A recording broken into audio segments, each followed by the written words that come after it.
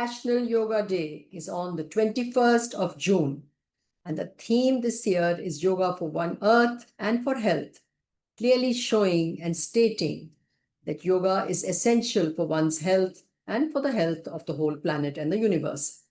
So, in this, I'm going to talk about the relationship of yoga with headaches, or particularly migraine. So, migraine is a neurological disorder and has manifestations with not only headache but affects almost all parts of your body.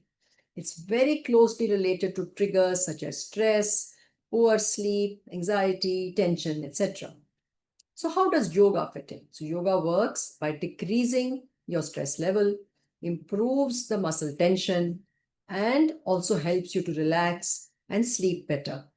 So, a simple practice, just a few minutes every day, something like a child's pose or a shavasana, or just deep breathing, simple, slow breathing techniques can help you calm down, decrease the stress and tension in your body, and help the headaches.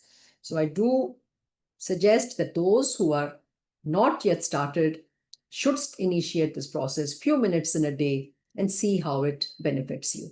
So let's all work together to have a healthy mind and a healthy body.